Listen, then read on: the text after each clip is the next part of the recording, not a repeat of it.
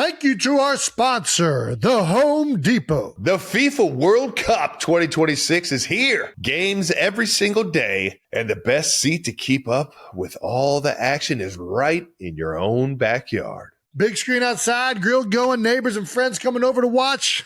Now that's how you host. As an official supporter of the FIFA World Cup 2026, the Home Depot's got what you need to get the backyard match day ready. That's right. Whether it's a projector screen setup, string lights, little patio furniture, the Home Depot will help you make your yard the go-to spot. And with fast, free delivery on over 2 million items, you can focus on setting up the ultimate backyard fan zone instead of making trips to the store. So, as we welcome the world to our backyard, get your home watch party ready with an assist from the Home Depot. To learn more, visit homedepot.com/FIFA World Cup 26. You said for years I've been thinking about this. That's what you said. For years I've been thinking, we've been talking about this. Yeah. You've been laying at night thinking like, I need to get this into a show somehow. Oh, gosh. This is why you did the college game day. You're starting to bring the fans out of here for talking shit. That's right. Jason, do you Yes. think you can fucking kick a field goal? Bingo! You know what? I don't know if my hips got me in it. We might have to find this out.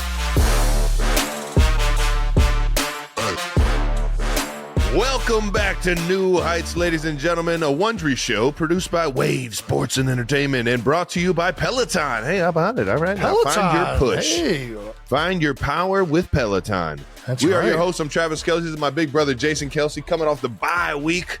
Cleveland Heights High School alum, Cincinnati Bearcat alum. The Bearcats got back on the winning track, getting after UCF this weekend. Shout out to the Bearcats. Let's fucking go, boys. That's right. Make sure you subscribe on YouTube, Wondery Plus, or wherever you get your podcasts. Follow the show on all social media at New Heights Show with 1S. And Jason, you're now going to tell the people what we got coming up. Well, we got another incredible episode lined up for all you 92%ers. We're going to talk about both our weekends out of the house. The Eagles' big win against the Brownies. And we're going to be joined by a very special guest who's definitely going to destroy me for my take on getting rid of kickers. Absolutely ridiculous. But yeah, it's the one and only, the Yinzer himself. Pat McAfee. Ha-ha, we got him. We've been waiting for this one for a long time. Love Pat, man. I mean, probably most legendary media person out there right now. Dude, so good. Just ridiculously talented. I cannot wait to talk to him about this one in Eugene, Oregon over this past weekend. He got everybody to start cheering, singing along to shout, and oh my fucking gosh, was it amazing. I literally started singing along as I was watching the video, got goosebumps. It was like, man, that had to be fucking rocking over there in Eugene, Oregon. He makes shit fun, man. It's so fucking cool watching him. No matter what he does, you're having fun.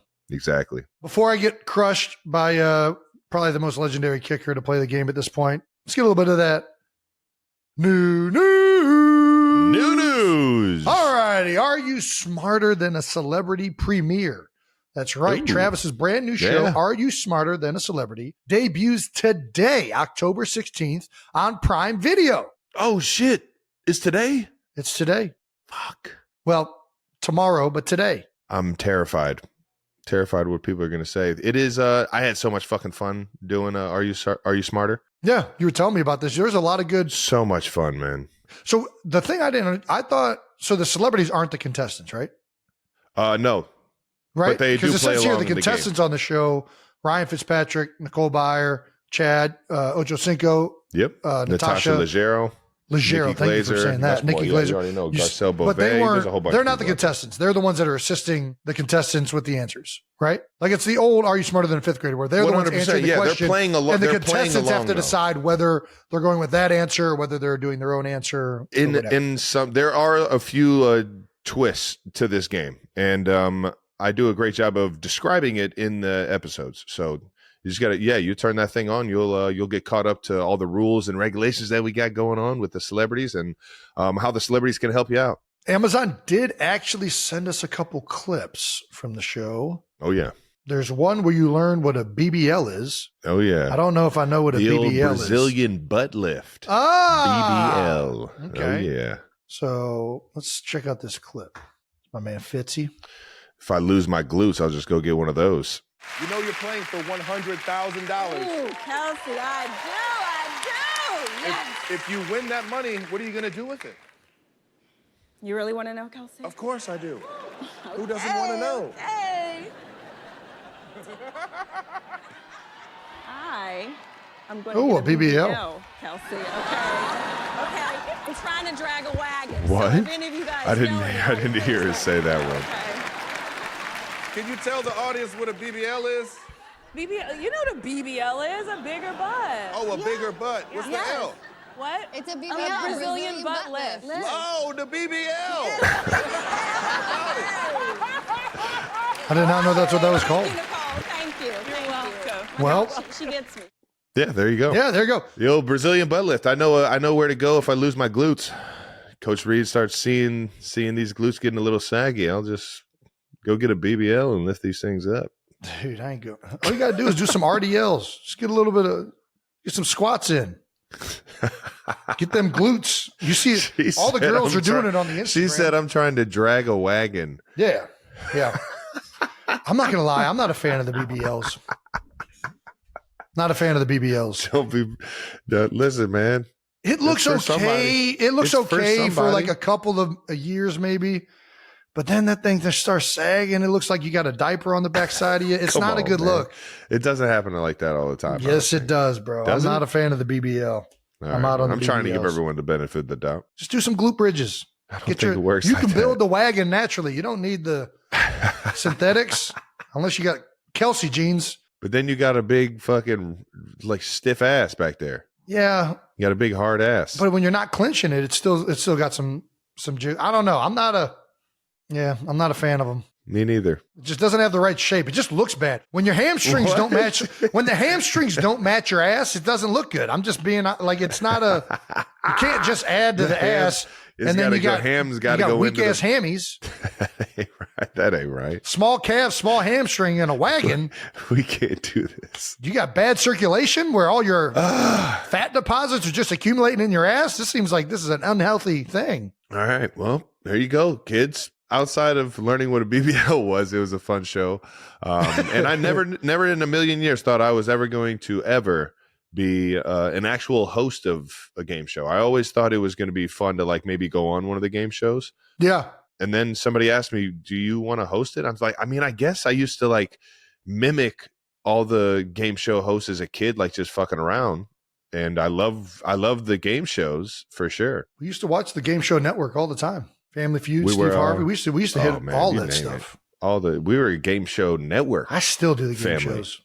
I still like game shows. Well, then you might like this one, Jason. I was asked how well my family would do on the show, and I was like, man, you know what? I think you and Big Ed would be pretty solid. Dad would be good. Dad knows a lot of useless knowledge. He's been spending a lot of time in front of the computer, not really going anywhere with them knees. Yeah. He he's remembers solid. stories very well. I'll blank on it and I'll confuse it with something else in a heartbeat. If you let Big Ed be a celebrity and eat buffalo wings while he's playing, he might not miss a question. He might get every single one of them. If you give Ed, he's got to deal with him chewing a Hanes the white wings tea, and sweating. some box, you get some. You get. What's that? Slope? Yes, y equals mx plus b. Winston Churchill. That's Winston. I don't even, he probably would have said that. But. Who knows? Well, it sounds like my Wednesdays are going to be very full. Yeah, play along and let me know how good you do. What time does this premiere at? I have no idea what time. It streams, I'm pretty sure. Well, I know it streams, but usually there's like when it's a debut, it doesn't have a time, or is it just a day? It's just the day, yeah. All right. So I can watch it immediately so it doesn't interfere with the grotesquerie at night. There you go. All right. There you go. Perfect. If you're not just sick of fucking seeing me on the TV. Oh, dude, I can't wait. Please tell me how well you do, because I was kind of like quizzing myself, going through the questions in the back, just making sure I would read them once, just so that because I'm a terrible reader, so I would make sure I would get all the pronunciations done, like corrected in the background. But yeah, I would love to see how well you do. Should we do it? Can we get the video from Prime, and then I'll just do it and answer them. Boom, boom. See how it happens. Do it live. Yeah, or just tell me. All right, I'll tell you. Nice. Yeah, so make sure you guys check that thing out on Amazon, I believe. Yeah, Amazon Prime. All right, new Wondery Plus exclusive this Thursday. And in more new news, our next Wondery Plus exclusive will be, like I said, available Thursday. We both watched The Sisterhood of the Traveling Pants. We did. Yeah, it's happened. It was an electric movie. I'll tell you what, had me glued to the screen the whole time. Our first meeting of the New Heights Film Club, and we're going to give you guys our review. Make sure you tune in to find out whether Jason was right to judge the movie or its title, or if he was actually like pleasantly surprised by the movie. Who knows? Yeah, You won't want to miss this, and make sure that if you want to be a part of the film club with us, sign up for Wondery Plus. You'll get an early access of episodes without interruptions, and we're still giving you 3 free months of Wondery Plus. Wondery Plus offer is only available for a limited time, so get on it. Visit Wondery.com/New Heights offer to redeem. I don't think it did match the title. I mean, yeah, it did. The pants really aren't a big part of the movie to me. What? The pants are like bringing them into a lot of their like. Well, we don't want to get too much of this review. We're going to save it. Yeah, the it pants definitely had something to do with the movie. Had nothing to do with it. It tied all the girls together, Jason. Yeah, you're right. Their entire childhood and friendship, their entire lives. That's not enough. We need pants. We'll talk about it in the Wondery Plus, though. It shouldn't even be. It should be they weren't even. They acted like they were jeans. They couldn't the whole movie's premise is like these girls are amazed because it's the first pair of jeggings they tried on, and there's some spandex to them. You're giving it away, Jason. You're giving your review. Sisterhood of the Traveling Jeggings. That's what it should have been called. Yeah. Out of the house. Moving on. We both got out of the house this past week, and we're going to talk about it. Out of the House is brought to you by the powerful backing of American Express. I tailgated at the link and then went up to East Rutherford, New Jersey, where I tailgated with Buffalo Bills and New Jersey Jets fans, New York Jets fans. Trav, you had a bye this week, and there's a small chance that we also saw you out of the house. Yeah, no, you saw me at the Guards and Gangs game. Well, we saw you before that too. Is courtesy of this picture right here. We saw you going out to eat, it looked like maybe. You guys are out in New York City, you and Tay. That's what we do. We like to go out and eat, yes. Yeah. I mean, who doesn't? Why wouldn't you? What in the world was the shirt, though? We got to show this. I have no idea. I think it's just art. I think it's just people, and then there's a horse. I don't know. What's underneath that horse? I'm not sure. I didn't really look at this shirt like that when I got it. I just like the color and the patterns and stuff. It looks like a hand. Yeah, you looks can't like really a pointing see finger. it. I mean, looks like a pointing finger like that. It's kind of cropped funny, but on this picture, it kind of appears like it's a horse cock. That'd be crazy if I was wearing a horse cock shirt. That's crazy. Yeah. Yeah. That's why you always gotta really, you gotta make sure you know what you're wearing, kids, or everybody can just assume now. Oh gosh. Well, we do know what you're wearing because British GQ did a whole breakdown on the shirt. Oh, nice. Thanks, British GQ. Yeah. So in New York City, the American football player wore a navy bowling shirt with a camp collar design and a boxy fit, released as part of Jacquemus' latest La Casa line. It's a signature move from the French label, flowy, fun, and more vibrant Marseille than minimalist Paris. It's a fancy way of saying it's a button down with horses and people fucking on it. People fucking? I mean, that's what you got out of that? Look at these two people right here. You're ridiculous, Jason. That woman is riding that man. She's standing next to each other. No, they're not. No, not that one. The one right below it. You can't even see that guy's legs. They're still they're sitting next to each other. No. He's underneath. You're making an assumption. Underneath. There's nothing saying that they're having sex. Well, what are her tits out for if they're not having sex, Travis? She could just be wearing a very tight shirt that shows her tits. She's got a BBL on the backside of that. I mean, what's happening on this shirt? No, those hamstrings are. You're right. The hamstrings match it. You're right. Yeah. You're right. You're ridiculous. The fact that got you fired up is ridiculous. Absolutely ridiculous. Trav, we also saw you at the Guardians Yankees game. While you were in New York, you also caught Guardians Yankees ALCS game. Yeah, game 1, baby. Playoff baseball. What is it about playoff baseball that's so electric? Gosh, I think it's just the the intensity. You play all those, what is it, 182 games, for these moments, and then every single pitch matters. Every single pitch matters. A few got away from our first reliever there, unfortunately, and sure enough, we just weren't able to bounce back from the Yankees' power, man. I'll tell you what, man, when Stanton and Soto, when they get a hold of one, man, oh, shit. That ball flies off the bat, man. It is impressive. It is impressive shit. My guy, Judge, he's right there on having a huge game. And I mean, the whole time I'm screaming. I'm in hostile territory because it's the Bronx Bombers, and I'm at the Yankee Stadium in the playoffs, and I'm over here cheering for the Guards because I'm a Cleveland kid and I want to see Cleveland win a fucking World Series. And it was mixed feelings because I was there trying to have some fun with Tay and everybody. All our friends, Eli and Chelsea came. Lefko and Enum came. Oh, nice! We had an unbelievable crew with us and hanging with us, and it was fun. It was fun, even though the Guards couldn't pull it off. It was still an exciting game, and it was cool to see Yankee Stadium because I've always wanted to see that thing in person in a playoff game in a hostile environment, and it didn't disappoint, man. The Yankees, the fans, the players, everybody involved, man, it was awesome. There is something about playoff baseball and I love regular baseball. Anytime you go down to the ballpark, you're getting a hot dog and a beer, you're having some fun. Oh yeah. But playoff baseball, it's like almost the history of it. You just get swept up in like the moment. It's one of the most iconic. I will say, I don't think it's as good as playoff hockey. I don't know that anything competes with playoff hockey now, but playoff baseball is pretty dang good. I feel like it does because you can get the player's stories a little bit more, and not to say that hockey doesn't do a great job of that, but you just don't see hockey players wanting to put themselves out there for everybody to get to know them. It just is what it is. It's just not kind of the culture of the league, I don't think.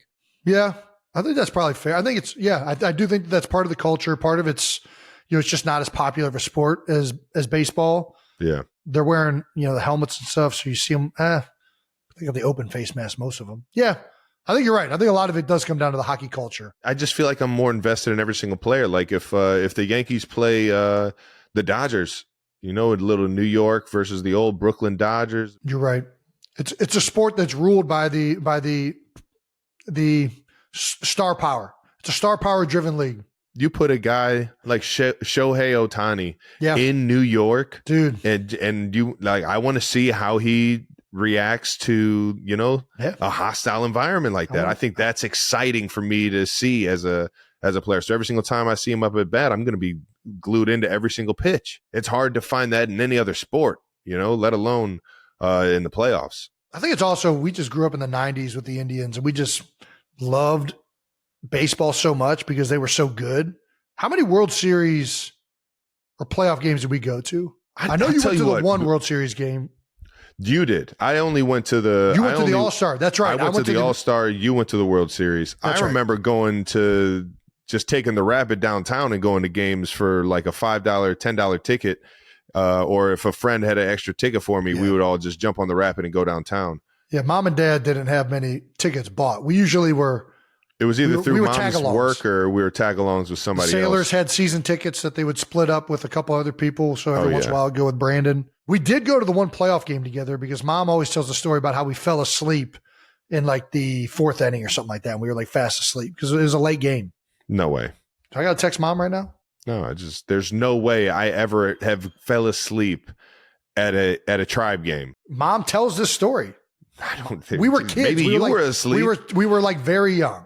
We were both asleep. I promise you. Maybe if we went to the game and I really didn't know what was going on, but every game that I went to, I was the biggest like fiend for sports ever. If I ever went to a ball game or a basketball game or anything like that, like I was so glued. Travis, nobody is attacking your fandom. You're crazy if you think that I was asleep during one of these games. It doesn't matter how big a fan you are. When you're a child, beg Mom and Dad to buy the $20 roster book so that I could actually keep score of the game, which means I'm watching every single pitch. Nobody is at all. And I'm telling you, saying that you weren't a big fan.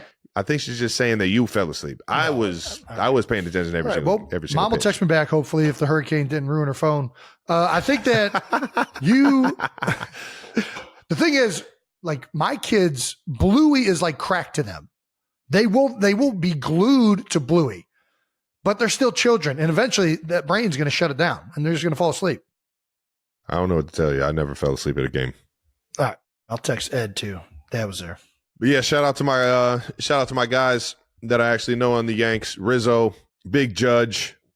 If I'm missing somebody, I'm an idiot. But those guys are Hall of Fame, just people, man. Just they're some of my favorite guys to be around when I do get a chance to hang out with them. Saw some Saturday Night Live 2 years ago, I believe, with them, and it's just cool seeing them chase the ring. Even though I want my guards to find a way to get him, man. Oh, God. Come on, baby. This is a tough place to play, though, brother. I text Dad, did Travis and I ever fall asleep at an Indians game? He said, no, I did.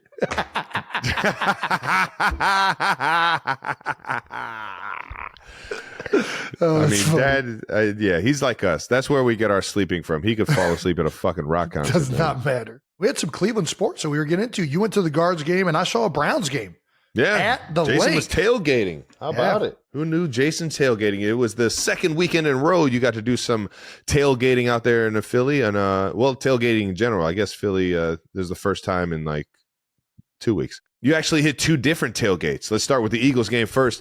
How was your second time tailgating at the link? Was it a little bit more genuine this time, knowing you didn't have all the I guess you still had cameras following you around. There were cameras following. Yeah, this one, the first one was more like a pre-planned deal. This one was kind of like just show up and like try and experience it, but it turned into chaos. Yeah. It was a blast, man. It was the Carmichael jersey on, maybe. Yeah, baby. Shout out to Harold. Are you a jersey guy now? I am, especially the throwbacks. Dude, I got my guy.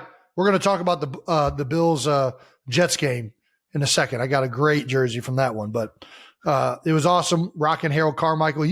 Harold used to be the director of player development.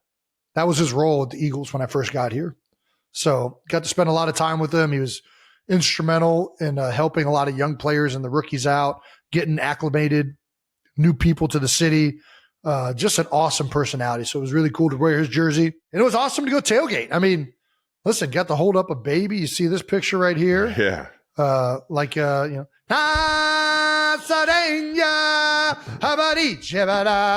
No way that's actually the words. That's not it. I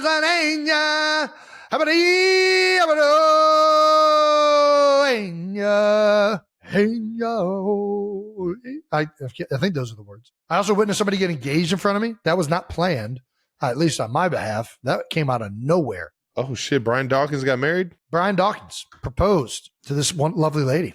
And were there any Philadelphia delicacies that you got into, like alligator? Yeah, alligator was not on the menu this week, but there were cheesesteaks. Everybody's got sausage. One of the guys had this jerk chicken set up on this charcoal tailgate. It was probably a grill specifically for tailgate. I had never seen it though. It was dope. Just sitting on the ground. Let me tell you, these chicken thighs, pretty damn good. I had my first time. I had jerk beef. Jerk beef? I've never heard of jerk beef. Who's doing jerk beef? Never mind. I don't even know if it was that. It was a jerk pasta. It was a jerk pasta with beef in it. I mean, you can do jerk anything probably. It's just the jerk seasoning. Yeah. I've only ever had jerk chicken. Maybe pork. And lastly, there was an insane video going around of you chugging a beer. Yeah. The focus wasn't as much on you as it was on the cameraman next to you. And this is why you shouldn't go on top of trailers, kids. I will say this woman was up there already, and she offered to go up there again. I was like, yeah, I'm not going to turn down the opportunity to go up on a trailer. I've never been on top of a trailer. Almost felt like, you know what it reminded me of? I felt like I was in Tremors. I felt like I was like one of the guys in Tremors up on the bus. You remember that scene? The worm things that would tunnel in the ground? Go through the desert. Yeah, and they would get up on top of vehicles and stuff so they weren't touching the ground, and then would start popping the tires. Yeah. I don't know. I got an insane flashback the moment I got up there. My guy, I don't know how he got up there. This ladder was like, I was nervous going up myself, like very old, like did not look like it was adhered very well. And somehow this guy climbed up there with the camera. I mean, it was impressive that he's up there to begin with. Yeah. Didn't know there was a skylight there. Broke right through the window in the roof. Luckily, he's good. He's okay. Camera fell down. I thought it was done. Dunzo. He ran down there fast, picked it up, started recording. Worked perfectly fine. I don't know how. What? That's how durable those things are? I don't think that they are, but somehow that thing must have fell just right. It was insane.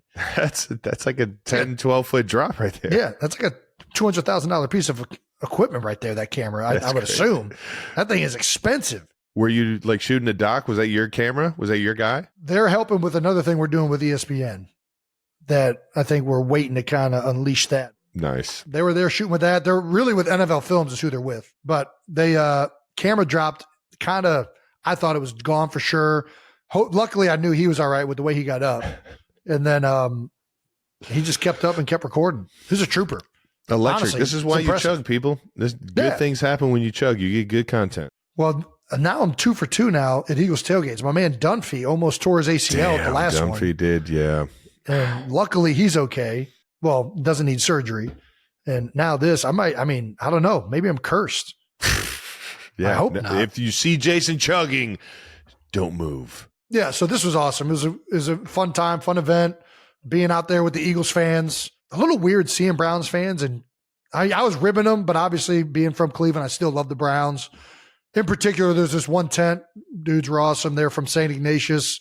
Really happy to be there. So it was cool seeing some Brownies in attendance. So fellow Believelanders. This is a big game. It was a big game. Week 6, it's not divisional, but both of the teams needed the win bad. Like Cleveland is in a bad spot right now. And I mean, honestly, if we're being real honest, they're a bad football team. I mean, I came away watching that game thinking Cleveland's worse than anything else. Like, that offense just cannot get it figured out right now. I think it was a rough go around for both teams because we heard some Sirianni chants, but we'll get to that later. Let's talk a little bit of Monday Night Football countdown. A little Monday Night countdown with ESPN.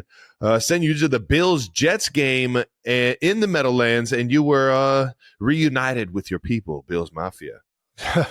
Dude. You started things off by once again drinking out of a bowling ball. Got that one back in you. You like that one so much. Except this time we actually know what was in it. Yeah, it's Gatorade. If Pinto Round offers me a shot out of a bowling ball, I'm not going to turn down Pinto Round. I'm not doing it. Why blue Gatorade? Because I'm not supposed to drink when I'm on Monday Night Countdown. It's one of the caveats of working for ESPN. They don't like you to be seen drinking alcohol or even drinking alcohol before they put you on live television. That's fair. Unless you're Pat McAfee, then you get away with whatever you want. Well, when you're the greatest, you get different. Yeah, you get treated differently. It is what it is. Well, yeah, Pat's the man. So what I'm wearing right there is a hat from the Water Buffalo Club, 716. And they have a Grand Poobah. What the Grand Poobah? And that's what the Fred Flintstone outfit is. And they anointed me that, which is basically I'm king of the tailgate for the day. I'm king of Bills Mafia.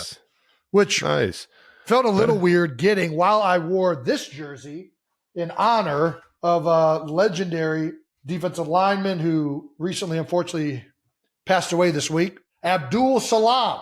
That's right. The last member of the New York Sack Exchange, not in the Ring of Honor for the New York Jets, but known as the Soldier of Peace. But yeah, we were having a lot of fun out there in the tailgate. Bills Mafia, it doesn't matter where they're at. They're having fun. Fellow Midwesterners, obviously, there's a kinship. Buffalo's Midwest? With anybody that, well, I consider anybody that resides New York. along. There's no way. You're right. If you're on the lake, all those cities, just good people. They think the same. They all just want to have fun. And it's a great time being out there with the Buffalo Bills Mafia. The Jets fans are awesome too. Jets fans were fun when I watched you last year playing the Jets. The Bills Mafia is more of a production. Like they have a lot more going on. There's like people that travel, and obviously there's a away game for them. So those fans have like their like rituals that they're going to with everything.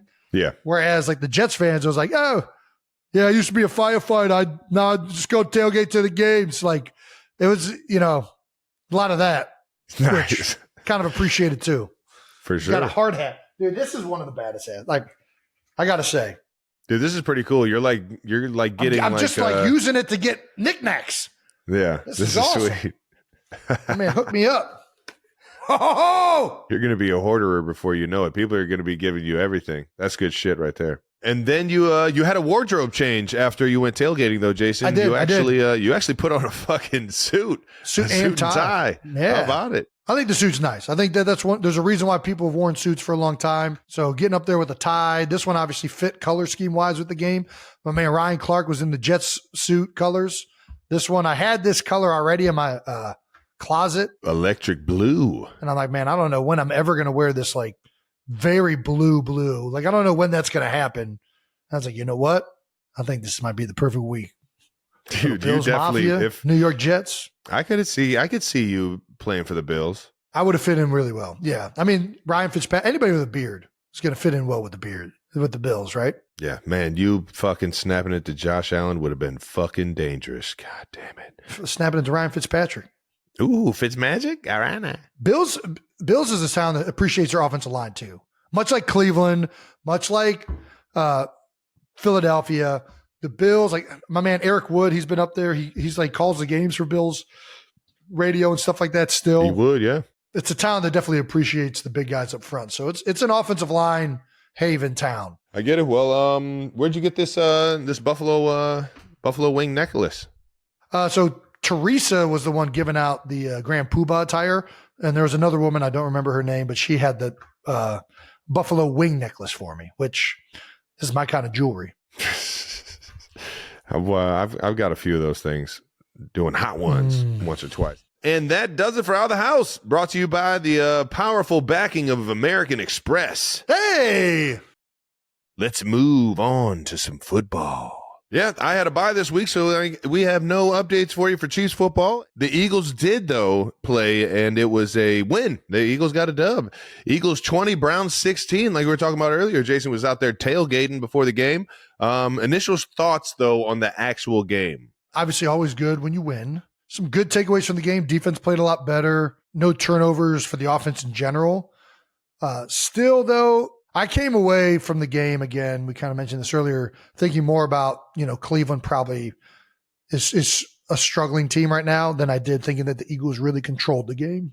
So I don't think it was like an impressive performance by either team. But that being said, win's a win, baby. I'm taking that all day. All day, and every day. They improved in some areas that they've been struggling. Defense played so much better. And I think offensively, it was sporadic. It felt a little bit disconnected, but at times good. And then obviously, whenever you got A.J. Brown back and healthy, it's not a bad thing. Don't forget Skinny Batman. You had both AJ and Skinny Batman, Smitty, back in the offense, but you guys still haven't scored in the first quarter yet through 5 games. 0 points in the first quarter of every single game they played so far. Yeah, I think they were driving towards the end of that first quarter, so it almost happened. But I think, it hasn't been a good start to games. And as you know, a lot of starts to games come down to like what you have planned coming in and what you think you're going to see. And I think the Eagles, I don't want to speak for this year because I don't know as much whether that's happening this year. But Jalen has always been a guy that's been schemed differently because he's a different quarterback, right? We tend to run different plays and different offensive structures than a lot of other teams do. So I don't know if it's like they're not getting quite what they expect. I think some of it's just bad execution. Like I've definitely seen drops and slow starts from the players. So I think a lot of it is just accountability on both sides, right? Players have to be accountable to getting off to a faster start and being locked in to start the game. And then I think also offensively, getting to stuff that you feel like is maybe you're more of your bread and butter. Does that make sense? Like sometimes I think the early plays end up being game plan specific plays. Maybe start with plays that are more just generic part of your offense. Maybe. I don't know. I'm kind of grasping at straws. It feels like the Eagles are starting to get a little frustrated with it, at least the Eagles players. Lane Johnson hit us with the all-time quote. We're a constipated offense. That's what it bleeping feels like. Yeah, it's accurate. A constipated offense. I mean, that shit's in there, man. Yeah, it's got to get it out. The shit's in there. Just got to get that shit out. It's got to get that X-Lax going. Yeah, you already know. I think it's a great definition, and go figure. Lane just can pull that out of his ass. The constipated offense, great line, and that's what it's exactly what it feels like. It just feels kind of disconnected, out of rhythm. Feels like it's like they have the players, they make spot plays here and there, but it doesn't feel like that full onslaught of plays that go off one another that you're typically seeing. Yeah. It's more like guys making plays, like AJ going up there and catching a 50-50 ball, which I don't know if there are any 50-50 balls with AJ Brown. Obviously, the run game struggled a little bit, which, Cleveland's got some horses up front. They got good players. So shout out to them for showing up, and my man Jim Schwartz for dialing up a game plan. They had some plays that were there. They did. They just, watching it back, they had some counters. They had some things drawn up where it's like, man, if that just happens, that thing's creased. There was an early run where like Saquon runs into Landon Dickerson, and like Landon Dickerson makes the tackle, right? And it's like he's on the single safety. Like that's at least a 10-yarder. He breaks one tackle, explosive run. Who knows how big it is, yeah. There's plays to be had. Some of it comes down to executing. Some of it just feels like, I think that they're trying to figure things out right now because they've struggled a little bit in recent weeks, especially missing AJ and Davante, that I think will continue to get better. Obviously having those guys out there this week helped. Another week of figuring themselves out. Hopefully this offense keeps going, starts to find some rhythm, and is a little bit less constipated. Yeah, more explosive. Nice. Well, A.J. Brown finished with 6 receptions for 116 yards and a touchdown. Jalen connected to A.J. for the first TD of the game, a 22-yarder. He also caught an electric game-sealing reception, a 40-yard pass with 2 minutes left to play. It sounds like Cleveland might have went cover 0, and they just said, fuck it, we're putting it up. What do you think of this play call here late in the game? And also, did Wyatt notice his pink shoes are back? I was not watching with Wyatt, but she probably did. It was not cover 0. It was just straight up cover 1 with the safeties up and or man hole is what we call it. Double hole. Kind of picking crossers and just making the quarterback throw over top, which he did. He did beautifully. Great pitch and catch by two guys that know how to do it the best in the league. Listen, it's A.J. Brown. He's going to come down with these catches like 9 times out of 10. He's a beast. He's swole Batman. I do think back to the slow starts and maybe game plan specific plays, it felt like a good way to buck that sometimes is utilizing tempo. And I think that they do it sometimes, but it feels like Jalen, when they go into these 2-minute situations, he goes more into like automatic mode. I wouldn't be opposed to them maybe mixing some tempo early in the game, like here and there to, spark some momentum. And I think that it's worked in the past with him in particular. And I think as an offense, I always liked when you're going tempo, you have to call more generic stuff that goes off of one another. It's like, hey, we know we like this versus this. We know we like this versus this. And it kind of, because of the tempo nature of it, you can't do all these crazy things. Now, I like that Kellen's brought more motions and more interesting things. We still need to do that. But maybe sometimes early on, just to like get in a rhythm, sometimes utilizing that helps.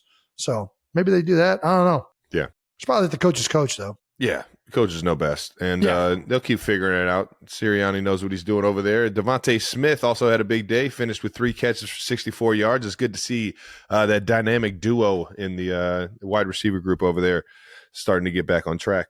But Nick Sirianni, big things coming out of this game that we got to talk about. Sirianni appears to be chirping back at the Eagles, and I'm not sure if he was necessarily chirping back or if like it was a confrontation or if he was just, trying to get fired up with him.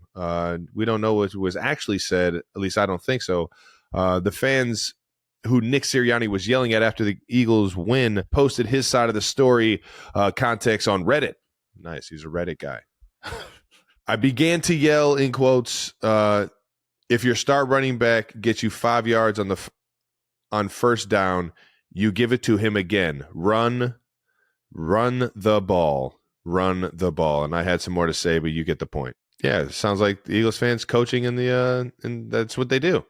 They let the coach know what they think they should do. I mean, it's fans. The Nick Sirianni run the ball stuff. Nick turned around. Obviously, everybody saw this, gestured for him to calm down and said something to the effect, we will, don't worry, I'm on it. Or actually, they didn't see that. So Nick turned around beforehand, gestured to him to calm down, said something to the effect of, we will, don't worry about it. Fast forward to the end of the game, came over to us and said, hey, I told you we'd run it. I told you. Admittedly paraphrasing, I had indulged quite a bit. The point is, it was not unwarranted, nor did I see it as aggressive.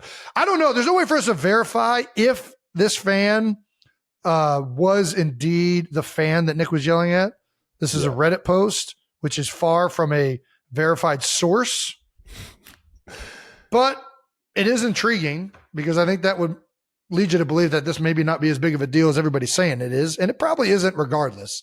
I think Nick in his presser announced, we thrive off of the crowd. They cheer for us, and the team had been trying to get him back to being the emotional leader that he is. And obviously he commented on Monday, I was trying to bring the energy, enthusiasm, all that. I'm sorry, disappointed in the way I directed it at the end of the game. My energy should be all in on coaching, motivating, celebrating our guys. So he knows that, listen, it's a lose-lose operation when you start going back and forth with fans. It's tough. It's never going to be seen right. It only empowers people to talk more trash because they know they're getting to you. We talked about this with Joey Bosa. Joey Bosa's at the link. Fish on. Fish on. We got him. You can't do it. It's just not going to help. But if people, I've seen this because I said this on Monday night. People are like, oh, you're defending Nick. I'm not defending him. I think he shouldn't be doing this. I don't think that that's right. But at the same time, I will defend him. And he needs to be emotional. He needs to be passionate. That's when he is a better coach. And he knows that. And the team knows that. Yeah. And I think that directing it in the right way is what we want to see. And I think that for the majority of the game, that's what you saw. You saw Nick fired up. The team needed that. They needed to win this game. He knows what's on the line. And it's getting, the sense of urgency is high right now in Philadelphia. So, yeah, not good to be directing it in this way. Nick knows that. That's clear. Hopefully he can continue to bring the passion and the energy in more productive ways that won't have a bunch of people on TV shouting about stuff. Yeah. That'd be great. Well, I feel like you just gave us your final thoughts. So yeah, that's about it. I think that it was still an underperformance by the Eagles. They still got a lot to work on, but the good thing is week 4 or good thing is week 6. Is that right? Week 7, game 6. Week 7. God damn, this thing is flying by. Yeah, it is. Wow. Yeah. And the Eagles are going to take the subway over to New York or New Jersey, I should say. We got the Giants this week. Giants haven't been looking that bad. Yeah. Saquon's return to the Meadowlands, baby. Haven't been looking great on offense, but their defense is looking dang good. So it'll be a fun game. We did have one voice of reason, maybe an unlikely voice of reason from our guy Dumphy. Eagles are literally a wide open 2-yard Saquon Barkley catch away from being 4-1 while missing A.J. Brown for 3 weeks. And the lone loss being when A.J. Brown, Smitty, and Lane Johnson were all out. It's a reasonable take, Dumphy. God damn, Dumph. That's a good fucking take. It's a level-headed, Philly fanatic tattoo around your belly button take right there. You don't always get that out of those kind of Philly fans. those diehards sometimes. Those diehards sometimes just pour it on them. All right. Week 6 recap. Not the best week for football. Last week, great week for football. So the offenses reinvigorate around the league. This week, got back to a little bit of sloppiness. The big news break that we have following the week is Davante Adams is now a Jet. Jets coming off of their loss Monday Night Football to the Bills. Short-lived amount of agony. Jets Jake, jumping for joy. This should expand the offense. Obviously, Garrett Wilson, Lazard. It's going to add another dynamic. Anytime any offense or anytime any Hall of Fame quarterback gets this kind of receiver or gets his legendary receiver that he has been always on the same page with, gets him back, this offense is going to be a lot better, and it just is what it is. Yeah, absolutely. The offense looked reinvigorated too, with Todd Downing calling plays yesterday. It just felt like it was more in sync. They were moving the ball, man. Yeah, they were moving the ball, man. They were handing it off. Back to the fan that Nick got into it. Run the ball, coach. Run the ball. That's a good point. Other news, Cowboys home losing streak now at 3. They've lost 3 in a row. They didn't lose a single regular season home game last year, I don't think. That's crazy. They've lost 3 this season after getting blown out. It wasn't just a loss this week either, man. It was Detroit. Ugly. On Jerry Jones' birthday. Happy birthday, Jerry. Almost got a 50 burger from the Detroit Lions. Man, they were fucking around. I'm not going to lie. They were throwing hook and laterals to offensive linemen. They were throwing offensive linemen outside the numbers, they were doing running receiver routes. Screen. Yeah. Oh yeah. Dan Skipper eligible. Yeah. It was interesting, but I don't think anybody can really point a finger on what exactly is wrong with the Cowboys. It just doesn't look like they're playing very well together. Yeah, they've struggled to stop the run all year round, And I just think the games that the defense has really struggled has been like the Ravens, Detroit, shocker. Both those teams really good. Run the fuck out of the ball, yeah. Going downhill right yes, at you. They've gotten, it felt like they were getting better, and Detroit is just so good at it, and they've been asserting their will all season long. And then Jared Goff hits it behind you. I mean, it's Ben Johnson, the guys that they have in Detroit. It's an impressive unit on their offensive side of the ball and defensive. But obviously, we saw Aiden Hutchinson go down with a very graphic injury, almost like an MMA style. Hopefully, he's all right. He'll get back eventually when he gets healthy. Great player. That shit sucks, man. It sucks for the game of football, man. And obviously, it sucks for him and his family, man. Nobody likes to see an injury, let alone one like that. And hopefully, he gets right back to full strength as fast as possible, knowing how amazing of a player he is. But shout out to the Hutchinson fan, man. Hopefully Dallas can get back to full strength. Micah Parsons, they need some of their guys back. It'll be interesting to see how the NFC shakes out. Washington's been doing a hell of a job. I know they lost this week to the monster that's over there in Baltimore. But they've been trending good. It's wide open right now in the NFC East. Other results from across the league: Texans 41, Patriots 21. Texans come out on top. Texans started. They've been winning games. It honestly reminds me a little bit of you guys, where they just find a way to get it done at the end of games with C.J. Stroud and company. Yeah, especially with Drake May getting his debut with the Patriots, man. Putting up 21 points. Not a bad day for a debut. Yeah, Packers, Cardinals. Packers run away with that one. The most interesting game to me, though, was that Ravens-Commanders game. I really wanted to see how the young guy handled the pressure of going up against a Ravens defense, because they fly around. They're smart. They're well coached. They just always have a knack for getting around the football, and they didn't make it easy on the young guy, man. Well, he played all right. I thought actually Jaden played well. The thing that they really struggled, they've been great at running the ball all season long. The Ravens took that away, and it made it like, hey, you're going to have to beat us. And he still played well. He had him and Terry McLaurin. They're building a hell of a connection. McLaurin had a couple catches where I'm like, how the fuck did this dude just catch this ball? It was unbelievable. It's like he pulls out one of those every fucking game now. Well, the Bucks put up a 50 burger on the Saints, man. Yes, they did. Bucks offense, man, that's another one. When they're running the fucking football, good luck. It is going to make Baker's day so much easier if he can just get some good play action and really get everybody to declare what they're doing here, and get our guy Mike Evans in a fucking one-on-one situation. I mean, that's dude, you go look at their offense quietly. I mean, besides maybe the Denver game, I think quietly their offense has been killing people. Explosive, yeah. Yeah, they are making plays. They are looking real good. It was a weird game too. They jumped out to like a 3-score lead almost. Then the Saints came back and took the lead, and then all of a sudden it was like a runaway show for the Bucks. Very weird. Yeah. Well, Steelers 32, Raiders 13, and the Steelers said, no, that's not good enough, Justin Fields. We're going to go ahead and go with Russell Wilson. I don't understand. I thought the Steelers were playing pretty good with Justin Fields, but I guess they got something else hidden in their back pocket, thinking that Russell's going to give them more offense. They got it done versus the Raiders. That's all that matters, right? Yeah. Yeah. They're winning football games. Yeah. Any other more interesting games, I guess? Bears over Jacksonville and London. Caleb Williams' second consecutive week where you can see the young fellas starting to build some chemistry. He's looking better. Joe Flacco wins another one for the Colts. 49ers getting back to, maybe a little bit of what they have been. Yeah. Seahawks have struggled a little bit ever since the Lions game. They're another one dealing with some injuries. Yeah, the Lions play so physical. There's some crazy stat. I don't know what it is off the top of my head of like teams after they play the Lions that they're like win percentage is way down. Yeah. Because of how physical that game is. Fucking biting kneecaps, man. Fighting Dan Campbell's. Fuck. Before we get to our guest, Pat McAfee, let's answer a couple of your no dumb questions, because there's no such thing as dumb questions, just dumb ass people. That's right. No Dumb Questions is brought to you by Mint Mobile, the smart answer to saving money on premium wireless. Yes, sir. Deb 13M. Now that the NHL season has started, which hockey players, past or present, do you think could play in the NFL, and at what position? Eric Lindros could play in the NFL. Yeah, I feel pretty confident about that one. You think he's a tight end? Dude, so he came to the golf outing we had for Beat Philly this year. Yeah.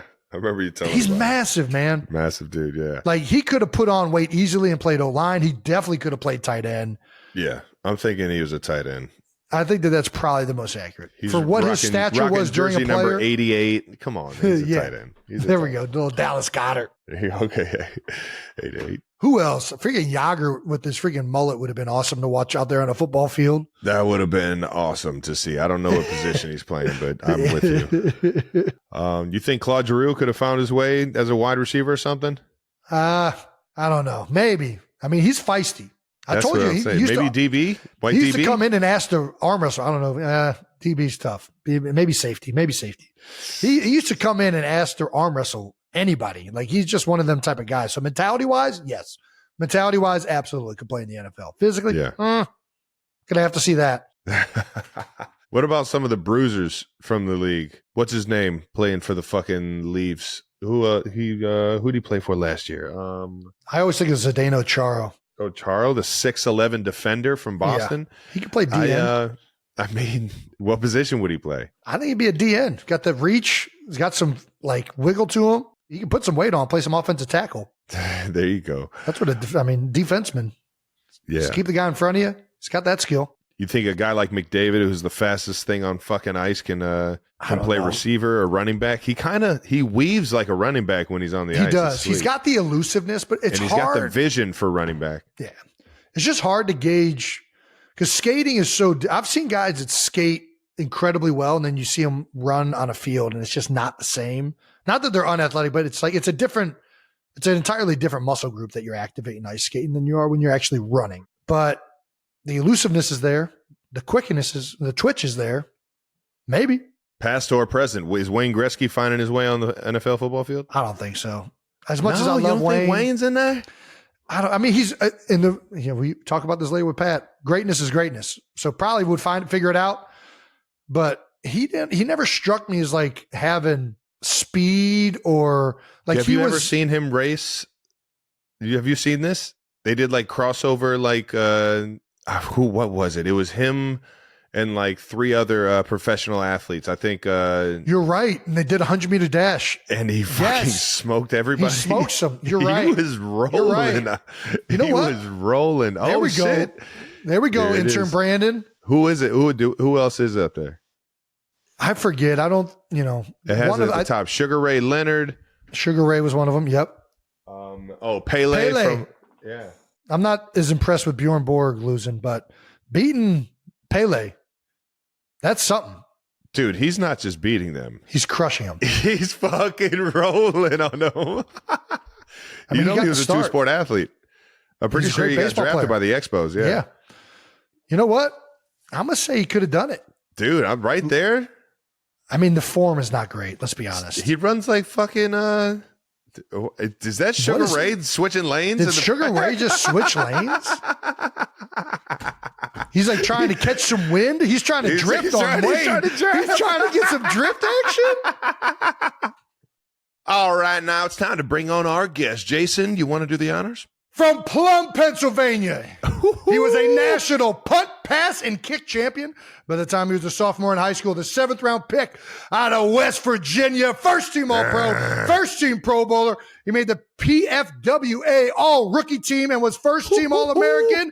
He's a first team Yinzer all the way. You've seen him on College Game Day, WrestleMania, and of course, the host of the Pat McAfee Show, Mr. Pat McAfee. Hell yeah, brother. Man, you got me jacked up. What an honor it is to be here. Thank you for all those kind things and for doing your research. I've lived an absurd life, and obviously this conversation is a piece of that. You two are running the world right now. So for letting me be a part of New Heights, which I've told you I've been a massive fan of since the beginning of New Heights. This is an honor, a dream. Thank you for the intro, and thank you for the time. Although, Jason, you've been saying some terrible stuff about, position groups. We're and joking things like here. We're that. joking here. We're joking here. You know, we're just having fun. It's a podcast. Don't shy away. Stats people. Don't shy away now, Jason. Yeah, the stats people. You came out. I didn't mean I was joking. We're just having fun here. We're having fun here. It's the kickers, you had a well thought out take. You said, for years I've been thinking about this. That's what you said. For years I've been thinking, we've been talking about this. We've been You've been laying at night thinking like, I need to get this into a show somehow. How do I work this in?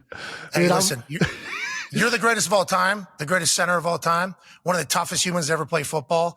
And obviously your resume is what it is on the football field. So you're allowed to say whatever the hell you want. And Travis, if you want to hop into that whole train, you can as well. It's the people that have never played football that decide to dunk on like kickers and punters and stuff like that. Yeah. I'm like, you need to relax. This is why you did the college game day. You're starting to bring the fans out of here for talking shit. That's right. Jason, Bingo. do you think you can fucking kick a field goal? Bingo! You know what? I don't know if my hips got me in it. We might have to find this out. Get your Tims, okay? Get your untied Tims. Get your Tims. It's the old boot style, just straight on. Oh, Get yeah. your Tims. Who was the freaking, square toe? Who's that? Lou Groza used to do square toe from the Brownies. Is that Yeah, what's the garbage picking, field goal kicking guy? You remember that? Joey? Oh my gosh! Yeah, Yes, it's absolutely. a Philadelphia. Yeah, Yeah, that could man, be the case. But my issue is whenever people that have never played football before bury kickers and punters and act like it's an easy thing. It is not an easy thing. Like No, it is if you not. get out there and you play catch, you could probably play catch a little bit. You know, you Yeah. probably could. If you want to get out there and maybe hit something or so, you probably do that. You try to kick something, most people are going to suck at it, which is why the college game day thing happened for kicking is easy. Although it's getting expensive, boys. The last 2 weeks, these guys have made kicks and it's like $200,000 to these guys. Jesus. I mean, it's a real deal. They're starting to practice. Yeah, I think I'm trying to get hustled too. I think I'm starting to get hustled. There's a chance. But Jason, I think you should maybe be on the side of kickers because I think it's good for the sport. You know, No, like, I am. Listen, I am. And when I was with Connor, and this is like in the middle of training camp, and you're in a one-on-one situation. You get your ass kicked. And then you look over and the kickers are like fucking playing a game. They're kicking the ball, like see how far they can kick it into a ring or something. You're like, God damn it, fuck these guys. Yeah. But Me and Vinny are taking a knee with the helmet on the side. It's really Jason, from a you place can't of give me- jealousy. It's a place of jealousy is what it is. Hey, you got to put your face in there a little bit more, Jason. Okay, I think you got to really. Maybe get a little lower with your pads. Oh, I thanks for heard the that's feedback. a good thing.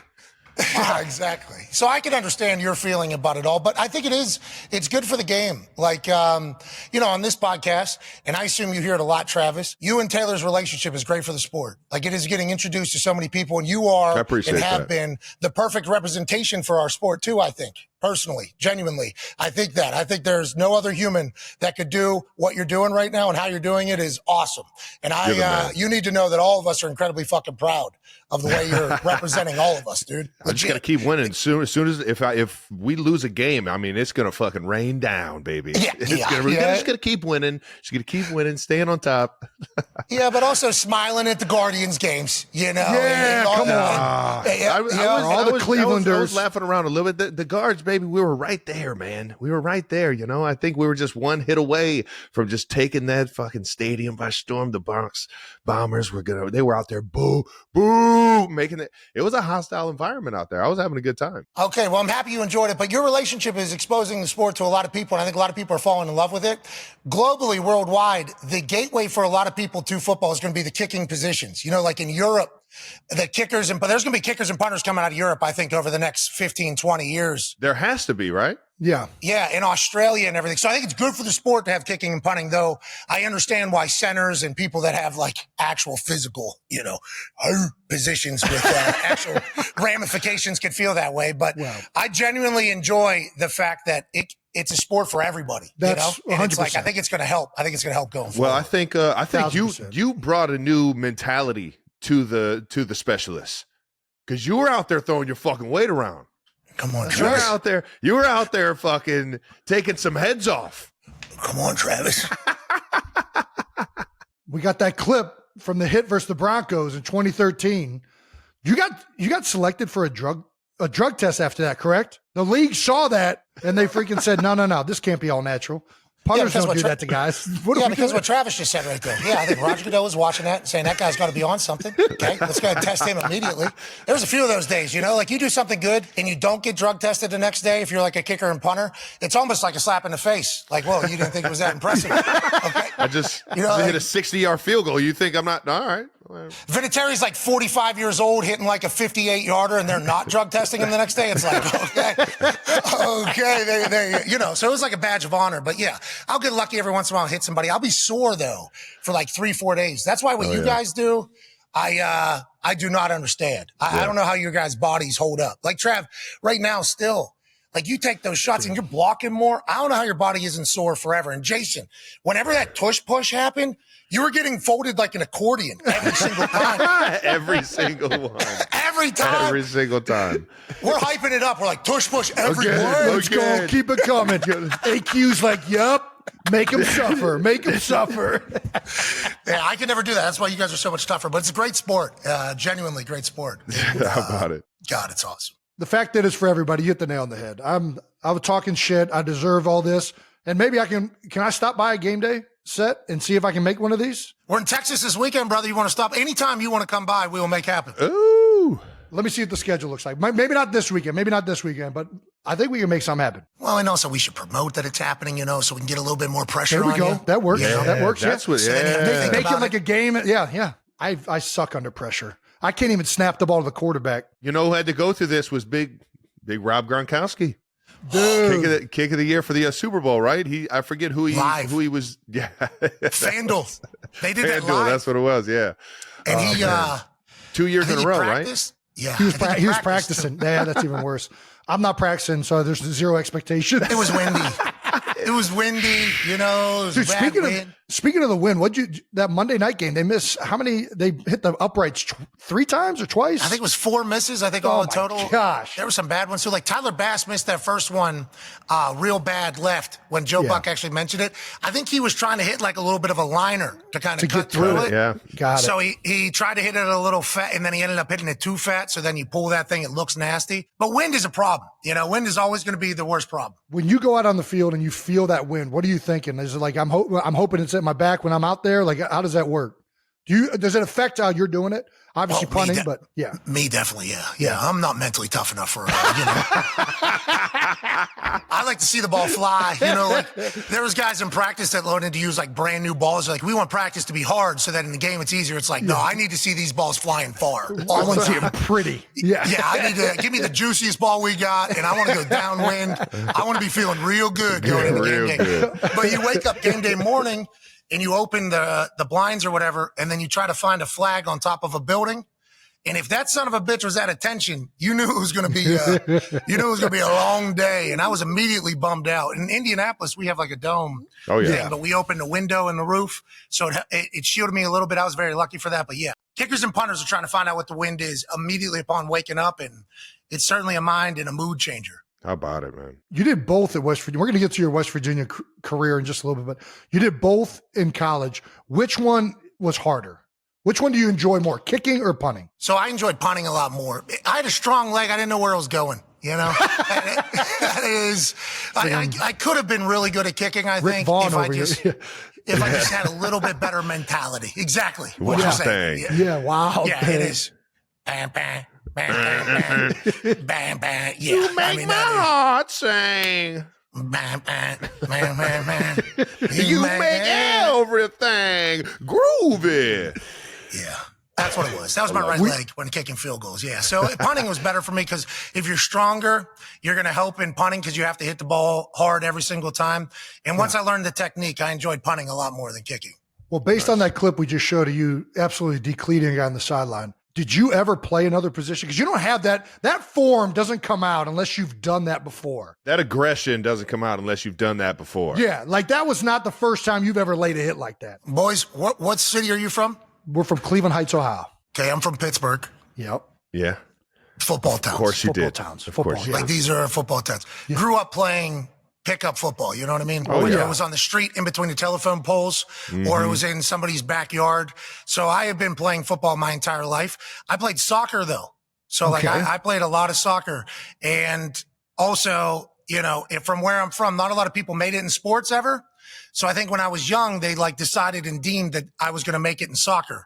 So I think nobody really wanted to fuck it up in anything, right? So soccer was my full focus, but I also played football in the neighborhood and in Plum a lot. And everybody that played on the football team, I was friends with. I was like 6 foot tall, 190, 180, playing soccer. So football was a natural thing. And then I did that punt, pass, and kick. You talked about it earlier. And when I won that, they asked me to come kick. I couldn't make it to practices though. I would literally just show up on Fridays. like before the game.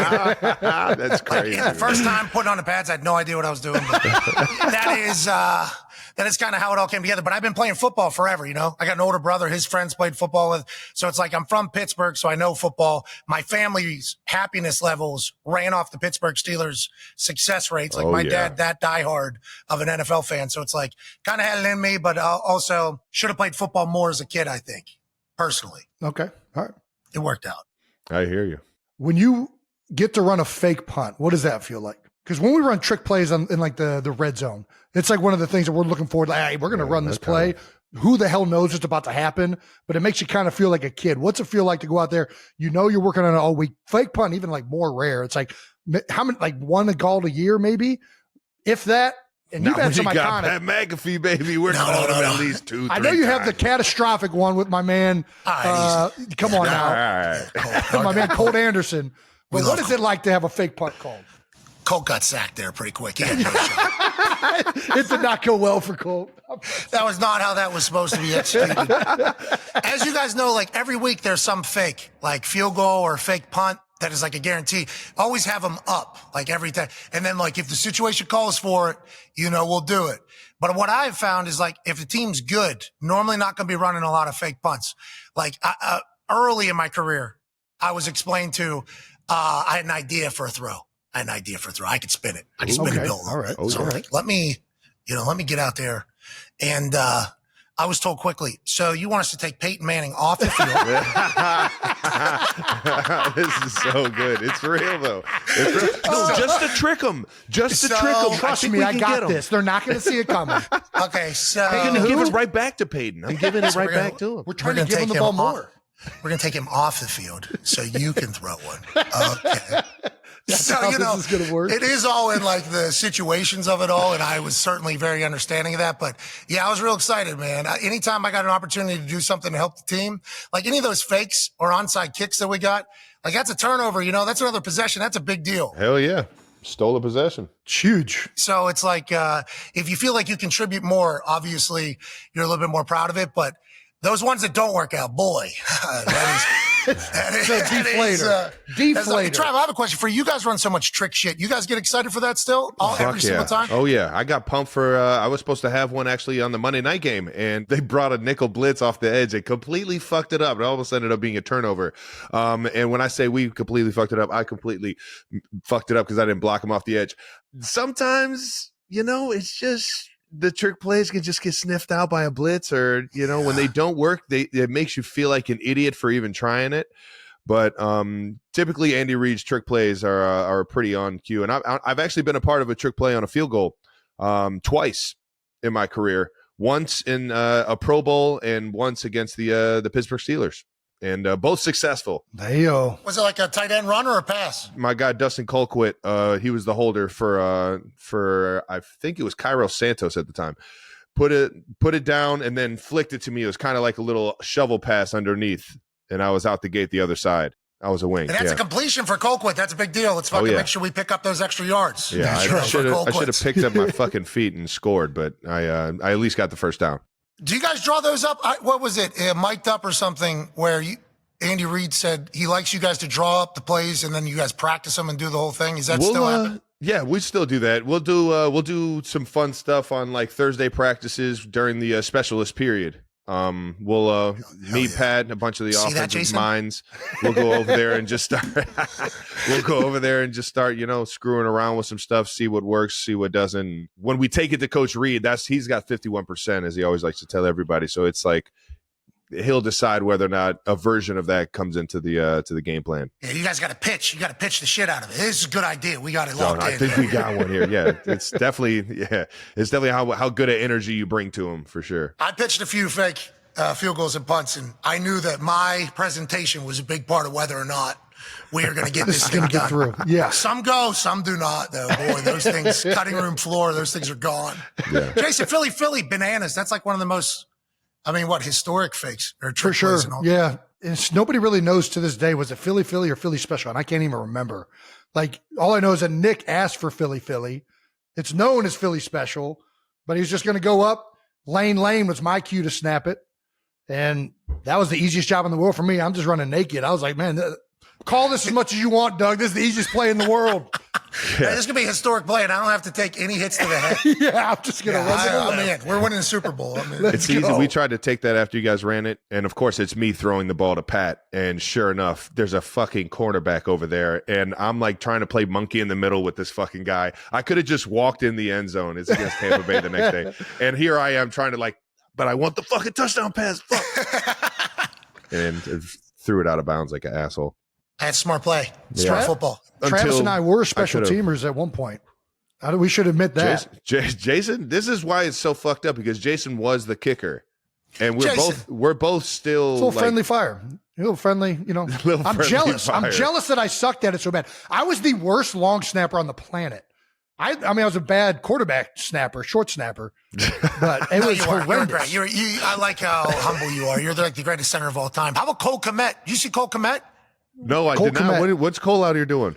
So long snapper got hurt. Long snapper got hurt for Chicago. Yeah, Chicago. Cole Kmet scores touchdown that has to go snap the extra point because he's the backup long snapper. Dude, how about pandemonium on the sideline when the long snapper gets hurt? Oh, Brent Selleck was our backup snapper, and he right away, just complete fear. Like, we have not practiced this enough at all.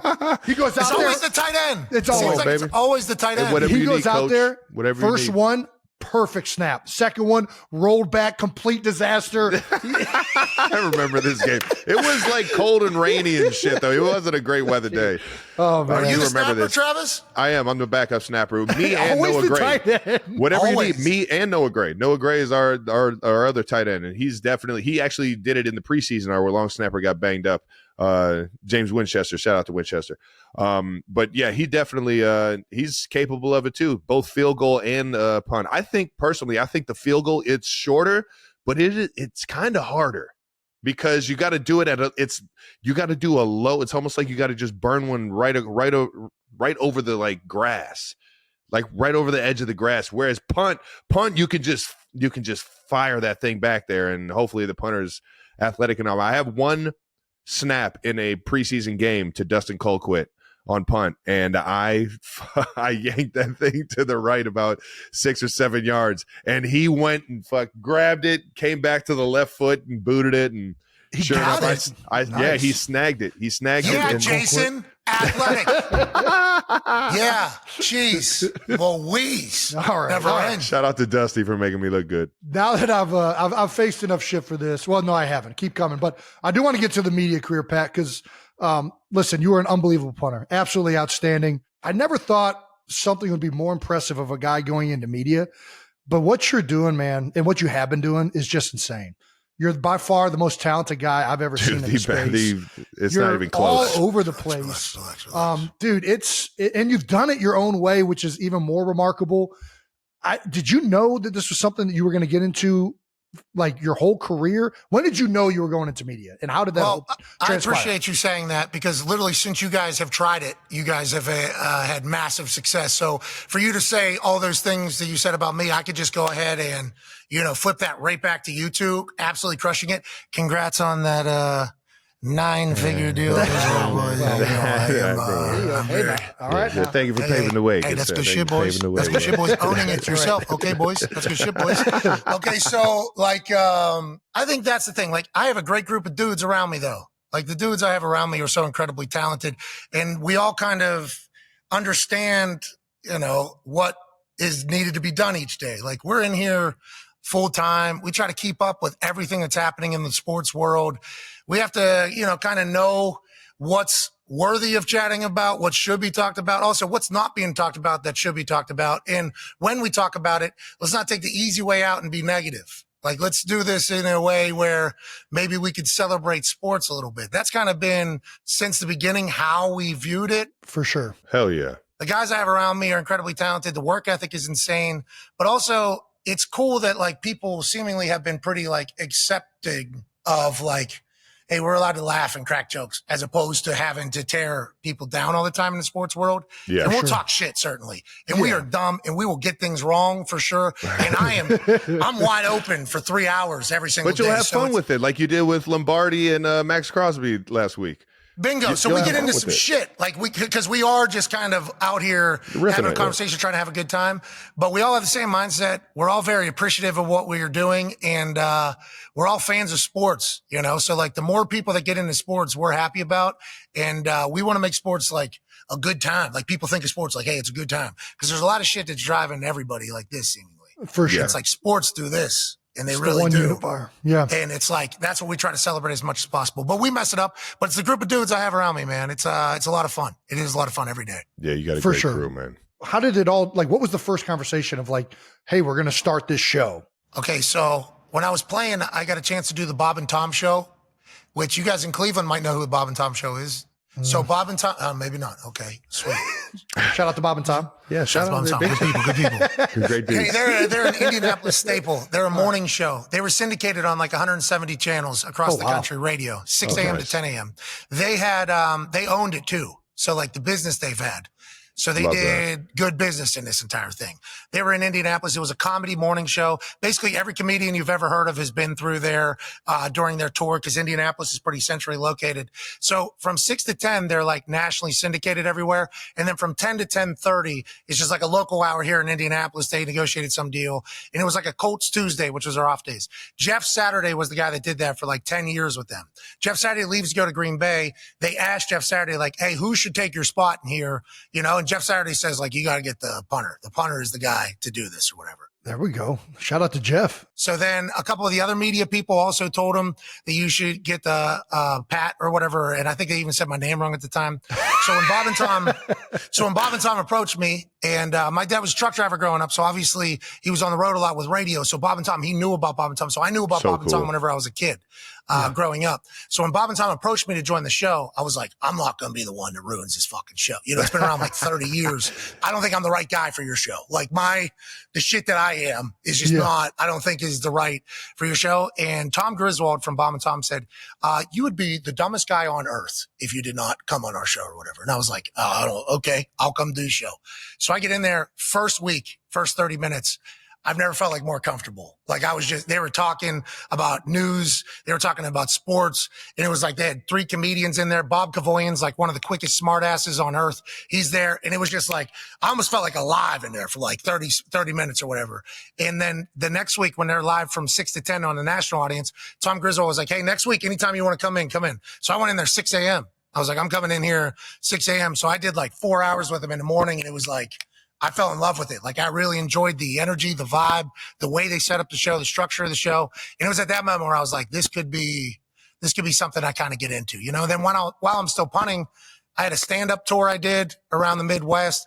I did some other shows here in Indianapolis. I had a podcast. I had a merch store while I was playing. So it was like, I was kind of doing the next step while I was still punting, and I was finding like fulfillment in all this stuff away from punting after the offense failed. You know what I mean? Yeah. Like I was having a good time with the charity stuff I was doing. I was having a good time with the comedy stuff. I was having a good time with the show. And it was like, I need to fully focus on one of these because there's only 32 jobs in the NFL. You got to have respect for that. But then also this is so much more fun. And I'd taken care of everybody financially that I thought I had to take care of with my NFL money. And I was like, all right, I'm going to try to chase fulfillment here. And then it's become all this. And it's so stupid. I'm so lucky, so thankful, and I have a blast. I'm literally just trying to enjoy it all. It's such a genuine way to get into your next career, though. Like I can't stress this enough for the guys in the NFL that are looking for something outside of football. You have to do it while you're still playing. Use those off seasons and the little connections that you make throughout your career to be able to set yourself up. And it's so cool that you started doing that, you found it, and then you just fucking took off. Come on, you fucking took off. Did it actually make it easier for you to kind of hang it up, or like you could probably have played as long as you wanted to, dude, right? I mean, punting. Yeah, Pat could still be out there kicking balls. So I played that soccer tournament last summer. Yeah, I ripped my hip flexor kicking balls. So I don't think I could still. Hate to see it. Jason, I don't think I can still do it. You were fucking balling though. When I retired, yeah, You I were was pretty good. No, I'm saying you were balling on that in the 7-on-7. Thank In the Thank you. what was it 7-on-7? What was that league? Yes, you was- know. Okay, you saw it. You saw Yes, this. I saw the crosses. I saw yes. It was fucking electric, dude. Are you I was kidding in me? Cary, North Carolina for like 4 weeks. We were down there. I did not know what I was signing up for. And then our team got like good. Our team started like bonding.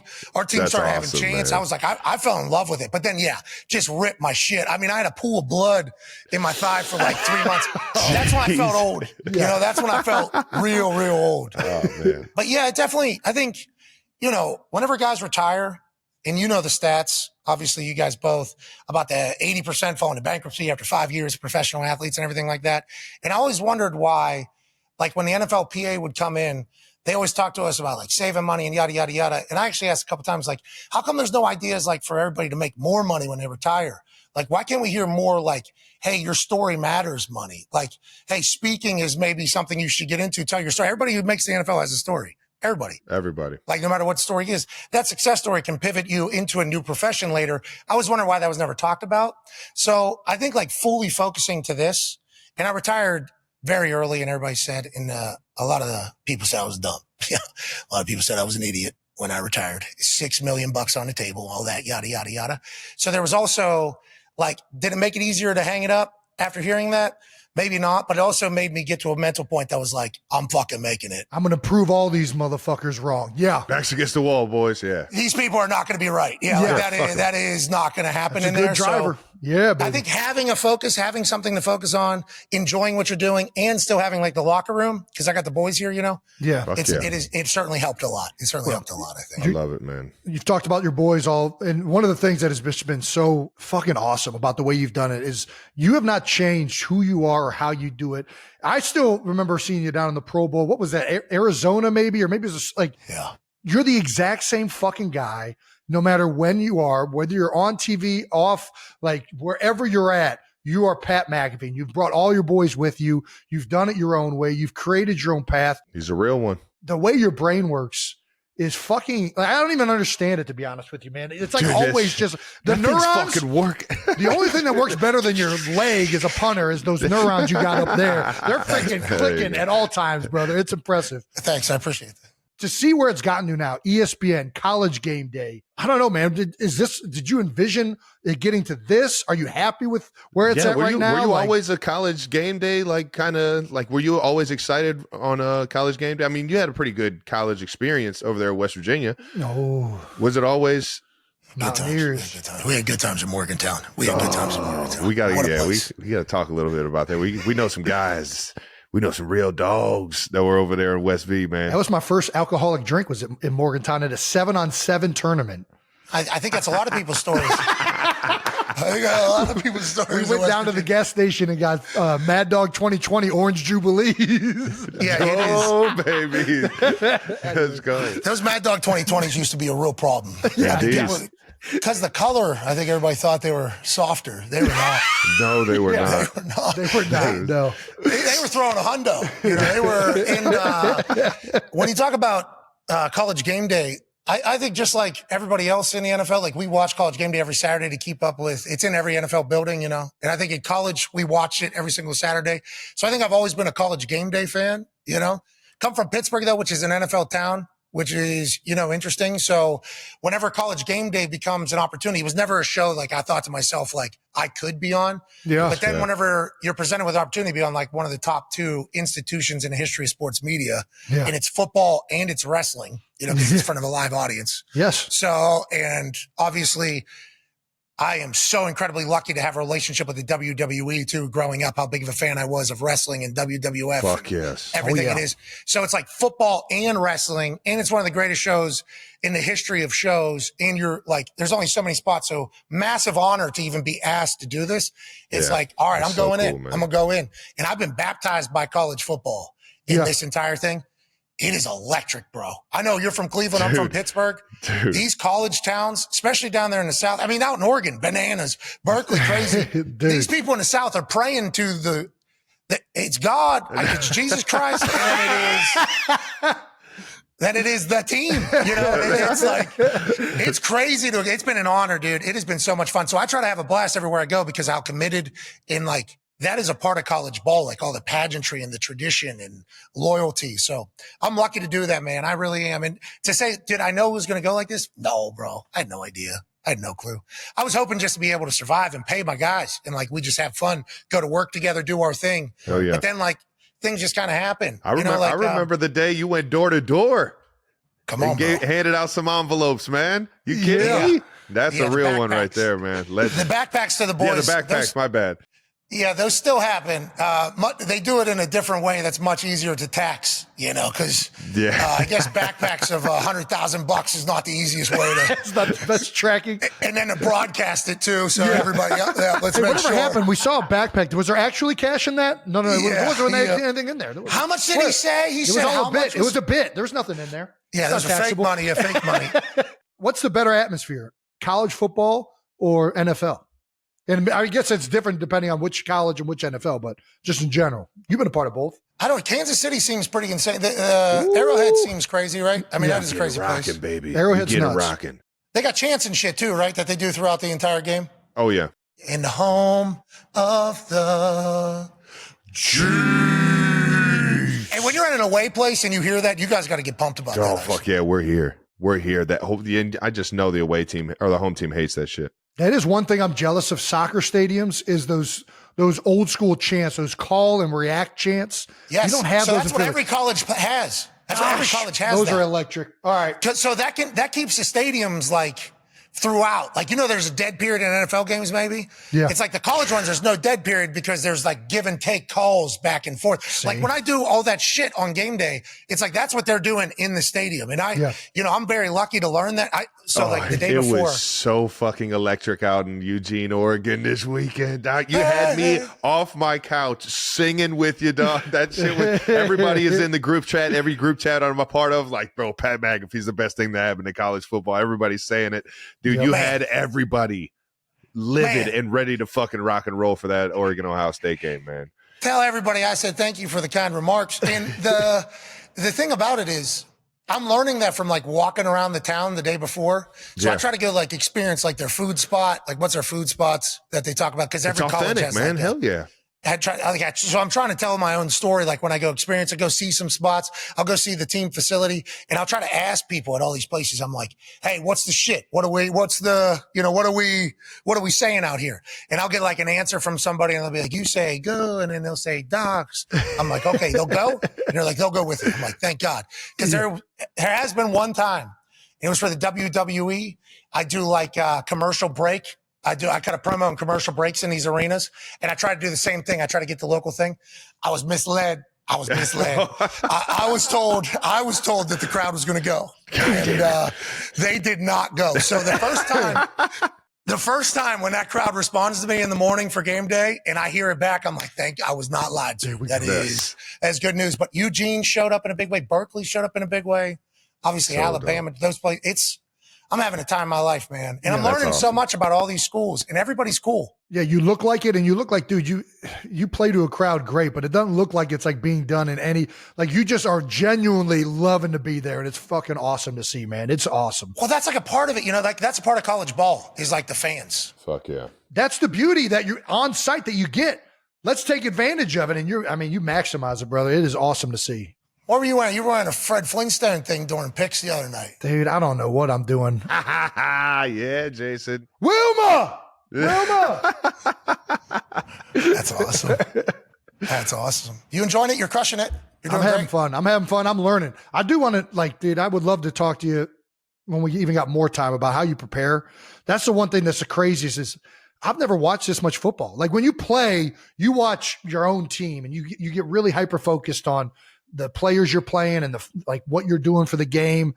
Now it's like, dude, I got to watch like all this stuff. Like everybody's just watching all these games and it's hard. And for you're doing all of this. Like it is even more impressive. Yeah. You're in every fucking sport. I don't know how your mind does this, dude. I don't know how. It's the neurons. The neurons are operating on a different level, man. So here's how it works. If I see it, normally it's going to stay there. All right. Right. There you go. That's dope. But I have to see it though. So like the night before college game day, I'm running through everything. I'm running through every team.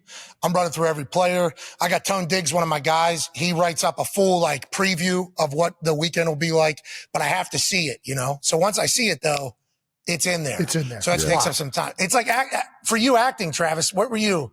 Did you memorize? How'd you memorize those lines and everything like that? I mean, yeah, the lines are, you gotta, I was fortunate enough to have an acting coach, and you just keep shooting the lines over and over and over again until you get comfortable with it. And then you'll finally find out and feel out what the scene actually is. At least that's what my learning experience was for the lines and everything in acting. And then you can kind of riff. How'd you do? You crush it? I think Jason didn't tell me I sucked. So far so good. It. So far so good. Let's go, dude. Yeah, baby.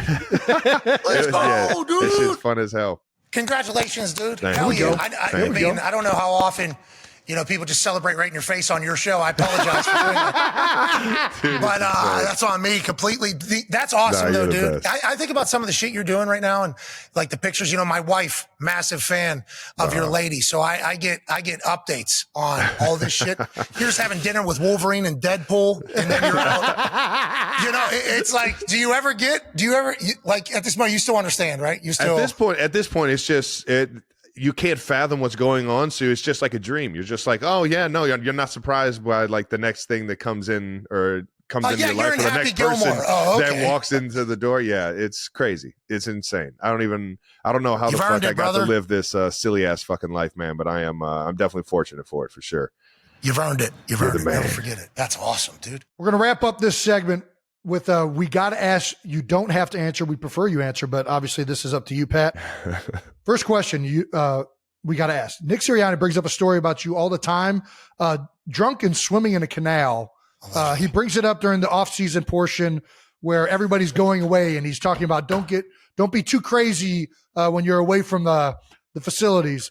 Could you maybe share that story with all the 92%ers out there? Well, I hope Nick Sirianni, Coach Sirianni, was an honorable lad and said that that's all alleged. Okay. I was certainly found rather intoxicated, very early in the morning, shirtless and wet. Late in October, it was cold. It was a cold morning. And in the police report, they pieced together that I had probably been swimming in a canal nearby. Big thanks to those cops. They got me off the streets that morning when I was certainly intoxicated publicly. Got a $140 fine for that. What? Had to do some community service. Ridiculous. And I still haven't got it cleared that we don't know if I was in a canal. And by we, I mean the police or me. Nobody has proof. We've learned from that. We've moved along. But yeah, I appreciate Coach Sirianni saying, don't be that guy, and me being that guy, because you should have seen how I felt in jail. I was like, I am not a good enough punter to be sitting in jail right now. No way. I thought it was over. Who's the bigger legend in West Virginia? You or Owen Schmidt? Owen Schmidt, dude.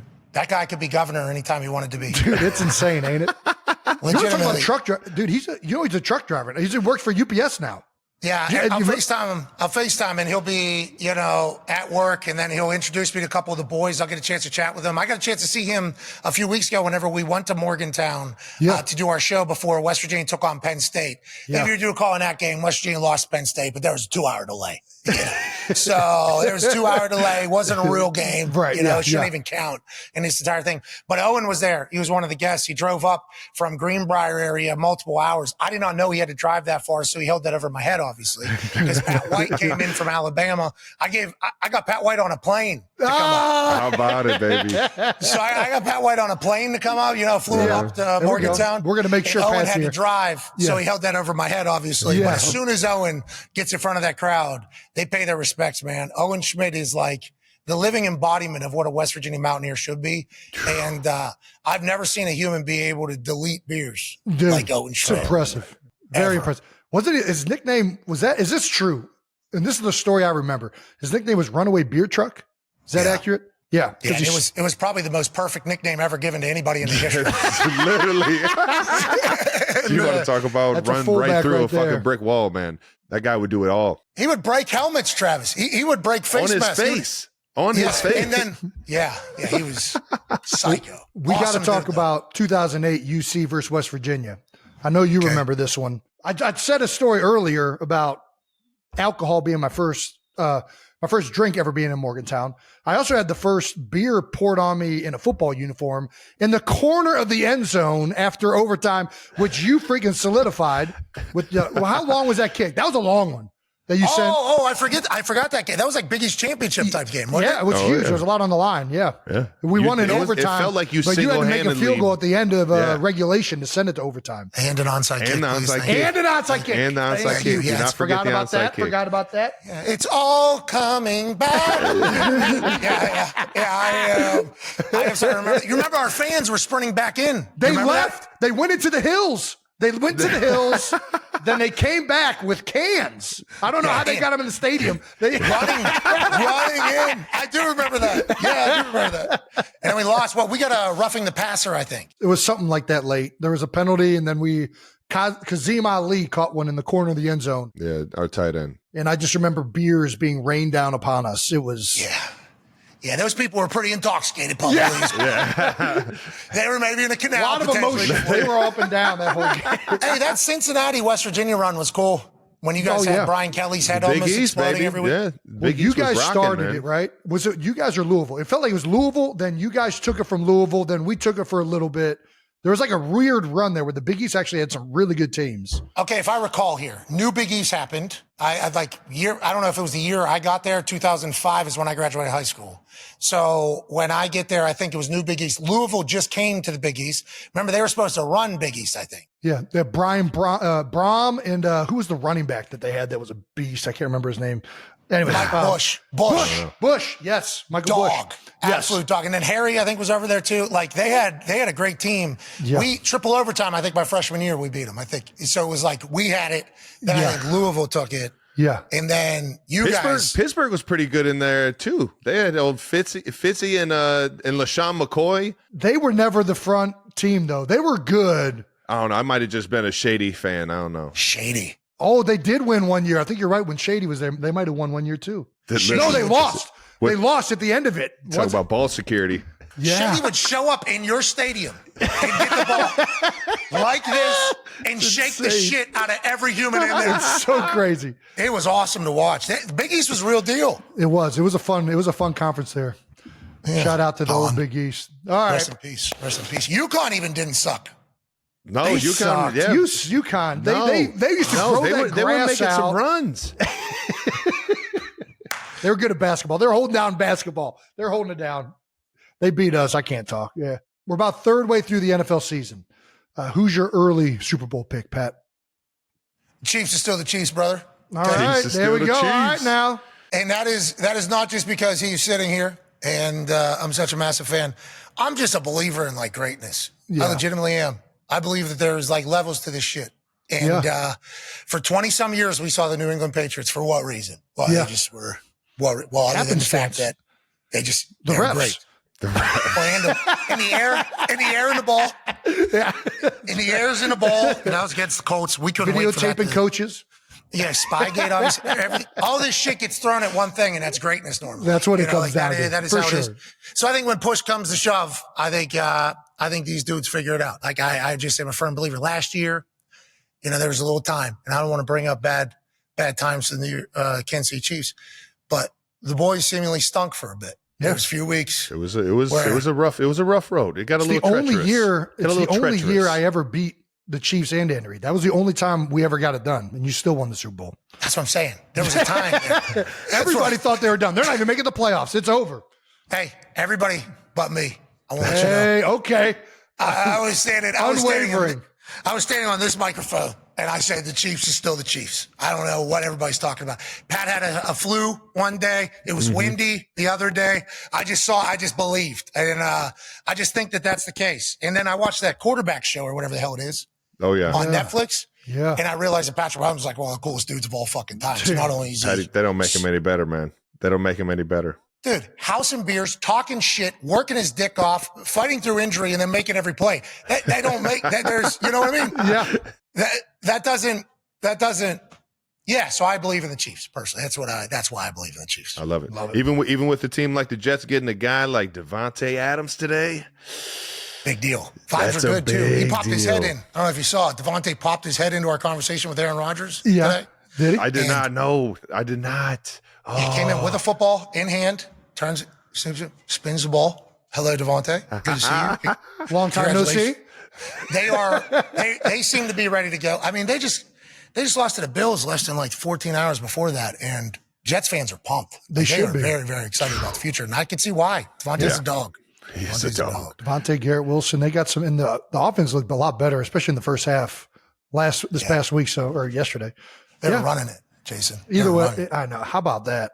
Let's hand the ball off. Get this guy Breece Hall involved. Who's that? Breece Hall? Pretty good. He's pretty good. Also, let's do more tush pushes. Let's get these centers. Let's compound some more. Some more vertebrae. Did you bitch about it on this show a lot or no? I don't know if I saw it, about your body just getting demolished. Just getting absolutely just fold, like you said, like an accordion. He's just getting folded every single fucking time. It's hilarious. Every time. I laugh at it at this point. I never used to bitch that much. We were hyping it up too. We were so loud, like tush push, so awesome, 92%. Keep doing it. We need to keep doing it. And Jason has to be supportive. He has to. He's I didn't really talk too much shit. And then Lane Johnson let the cat out of the bag. He used to say that every time he would get called in the huddle, I'd just be, fuck my life. That's awesome. But you literally publicly had to support it because it was working and it was like your thing. It was like. And listen, I hated it, but let's you know what? If it gets the first down, keeps the strike, converts. It's a free. You're avoiding a turnover. It's insane. Yeah, I agree. Yeah. That's Ohio football. I'll take a compressed vertebrae for that. Bring it on. Pat, who's your too early MVP right now? Oh, okay.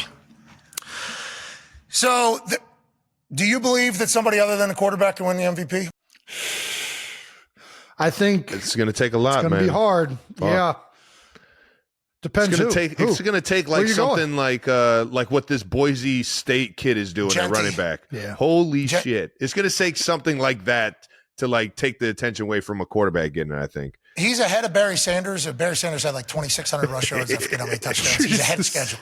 Yeah, he's 6 games in. He's already got 1,200 and like 17 touchdowns. The shit's ridiculous. And to be clear, Genty, we think it's incredibly admirable and cool that you're still at Boise State because he led the country in yards, I think, last year, too. I assume there was big offers had to for be. him to go. But NIL money.